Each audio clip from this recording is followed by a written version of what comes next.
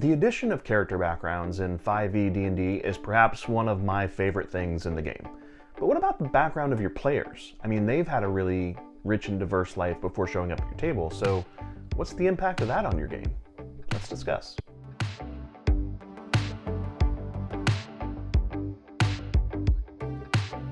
Welcome to Geek Philosophy, where we explore our love of geeky wisdom.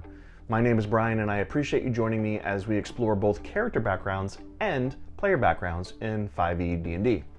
We release new videos weekly, so please consider subscribing and turning on the notifications so you won't miss out on any of our content. For 5e D&D, a character's background represents the beginning of their story. It gives you a role-playing based start for your character, since it gives the player a starting point for deciding how they transitioned into the new adventuring life. The character backgrounds also give other game-specific mechanic things that you can add for your characters, like proficiencies and languages and equipment and even money. There's also some suggested characteristics, things like personality traits and ideals and bonds and flaws. Let's take a look at a standard character background as an example. We'll look at the Acolyte. First, there's a description of the background, tells you what an Acolyte is. Next come the skill proficiencies, languages, and equipment related to the background. The Backgrounds feature, in this case it's Shelter of the Faithful, provides a unique bonus for characters who have lived this kind of life before. And lastly, the suggested characteristics provide options to round out your character. I really like how backgrounds promote the thinking of role-playing mode from the very start. You know, I became a dark and mysterious person because I was orphaned for some dire and upsetting reason, but I'm cool and secret and mysterious. Having a character background like this can be fun, but having an entire party of these characters can be a little tiresome. By providing some out-of-the-box options for your players, you can definitely increase the variety of character backstories and come up with really specific ones for your campaign world.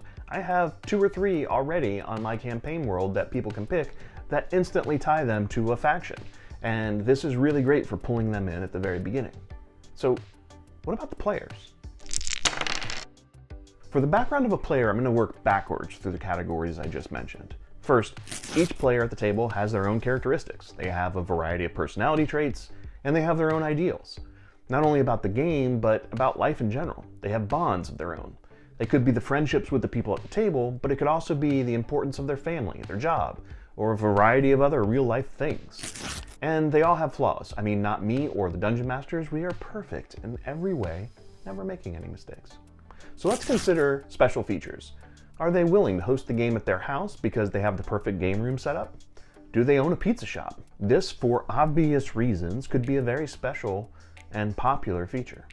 Are they IT professionals who know the ins and outs of setting up both streaming software and computer hardware for online games?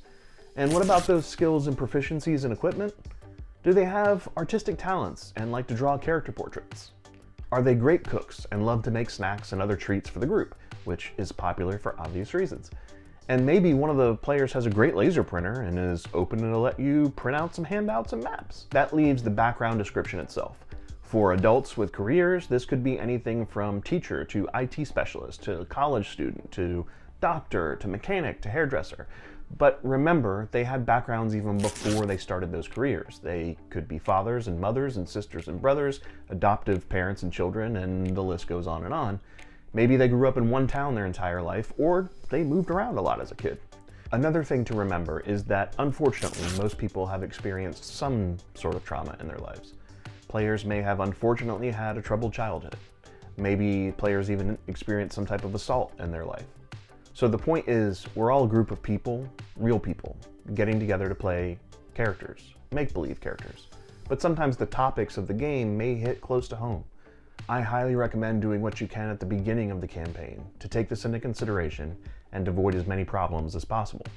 This is another reason Session 0 is so important. Discussing hard limits and soft limits and a pressing pause rule for your game is a really great way of addressing issues before they occur.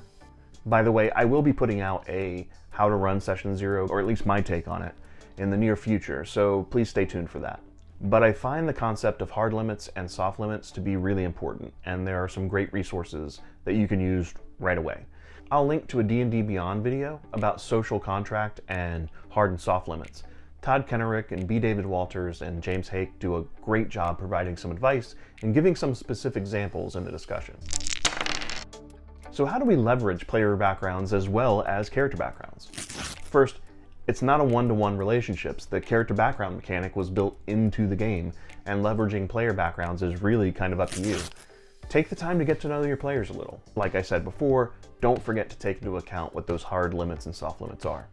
Regardless of your player's background, make sure your table is inviting and inclusive and a safe place to have fun and play this amazing game.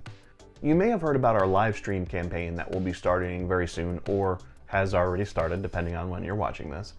Not primarily an entertainment-focused live stream campaign. Hopefully it will be entertaining for the players at least. It's also a great way to see how I put a lot of this stuff into action. It's just a regular D&D campaign for my players, but I'm also considering it a teaching campaign for Geek Philosophy viewers. So I'll draw attention to any teachable moments as they come up, and I'll give insight into how I planned for the game and ran the sessions during my behind-the-screen videos.